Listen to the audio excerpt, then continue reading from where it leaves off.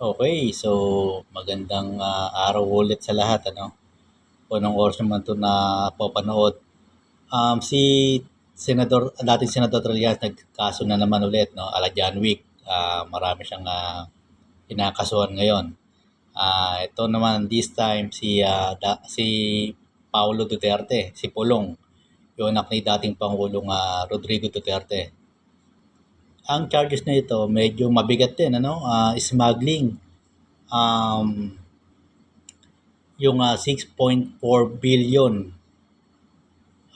shabu shipment allegedly parang naman nung taong 2017. Syempre nakapwesto pa yung ama niya, si dating Pangulong Duterte. So itong smuggling na to ng shabu, inimbestigahan to pero parang wala rin nangyari. Iniisip ng mga tao na dahil nakapwesto si dating Pangulong Duterte, kaya ganon, yun ang naisip ng mga netizen noon. Yung iba naman pinagtatanggol yung dating Pangulo. Siyempre may mga DDS na mga supporter dyan at tinutuya si dating Senador Antonio Trillanes. Pero ito, makikita natin na talagang may malakas ang loob na nagkasampanan ng kaso sa mga Duterte. Speaking honestly, naging hari ang mga Duterte sa Davao City at talaga na wala makapagsampa sa kanila ng kaso. Ngayon, ito yung naging Pangulo si dating Pangulong Rodrigo Duterte. Yan, nagkasunod-sunod na problema niya, ICC, um, plunder, yan, kasama sila Bongo, sinampa ni dating Senador Antonio Trillanes. So, alam na naman natin na hindi mapipigilan si dating Senador Sani Trillanes day one. Yung kampanya pa lang talagang binunyag na meron tinatagong yaman sa bank account itong si dating Pangulong Duterte at ang pamilya Duterte, at hinamon niya ang dating Pangulo na magbukasan sila ng bank account. Pinakita ni Senador Antonio Trillanes sa kanyang bank account, si dating Pangulong Rodrigo Duterte hindi. Talagang nag-joke lang, no?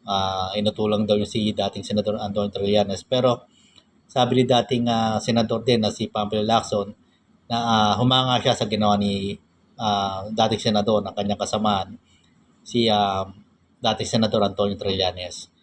Ngayon, eto makikita natin yung kamakailan din, mga nakarang taon din, no, nakapwesto pa yung ama ni Pulong Duterte. Sinampa niya na cyber libel itong si Trillanes sa Davao City. At talagang dumayo si Trillanes doon na talagang walang kakaba-kaba, hindi siya natatawa. Tinarap niya talaga, marami pa nagpa-picture. So eto, makikita natin, buti hindi naman natin sinasabi na guilty ng mga Duterte. Sabi ko nga sa inyo, naniniwala ako sa due process. Ngayon, meron pa niyang paglilitis hanggang makarating ng Supreme Court. So eto, talagang hindi natatawag si Senador Antonio Trillanes, dating Senador Trillanes, na magsampa na ng kaso. Ngayon, marami nag-iisip, tinutulungan nga siya ni PBBM, yung mga grupo ni PBBM, ni Pangulong Bongbong Marcos. Hindi natin alam yan. Pero kung may tulong, wala mong masama doon. Maliban lang kung mag-DDS ka, diehard supporter ka, talagang mamasamain mo yon. At nakita natin, ito magiging exciting itong susunod na eleksyon na maghahalata ng mga senador. Pag-isipan natin maigi yung iboboto natin. No? Political kasi yun eh. Kapag nakapwesto ka, hindi ka makakasuhan, yung mga bata mo, mahirapan kasuhan ng iba. Kaya talagang pumili tayo ng karapat-dapat na mga pwes sa bansa natin. Lalo na sa mga higher position, Congress, Senado, Vice President, Pangulo. Ayan po, ito nagkakaso na si dati Senador Antonio Trillanes. Sunod-sunod na itong kaso na sinasampa ni dating Senador Antonio Trillanes. Talagang hindi po biro kanya sinasampa. Mga posible na non-bailable ito kapag non-bail recommended. Kasi kung talagang matibay ang ebidensya niya, makakita yung fiscal ang probable cause, makukulong itong mga to habang lililites yung mga sangkot, yung mga kanyang kinasuhan.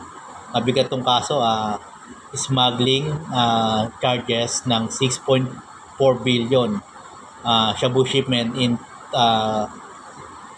year 2017 na nangyari ito. matatandaan nyo, balikan nyo sa YouTube, sa mga hearing. At allegedly pa lang naman yan. Sinasabi ko lang naman yung pwedeng mangyari sa kaso.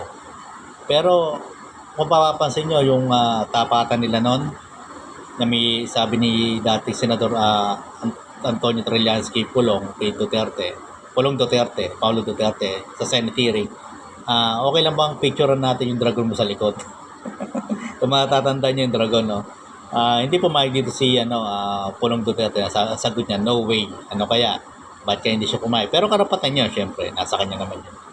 So ito, makikita natin na talagang tuloy-tuloy na tong kaso. Hindi to basta politika lang. Ako naniniwala na itutuloy ni dating Senador Antonio Trillanes to. Ngayon, hihintayin natin yung ikakaso ni dating Senadora Attorney Laila de Lima dahil na-biktima din to ng injustice at na-acquit naman. Kaya masabi ko, biktima talaga siya ng injustice. Ngayon, ang tanong na lang dyan, mapapanagot ba nila yung mga nagkasala sa bayan, allegedly, at sa kanila mismo, personally, na namersonal sa kanila at ginamit ang wineponize ang batas.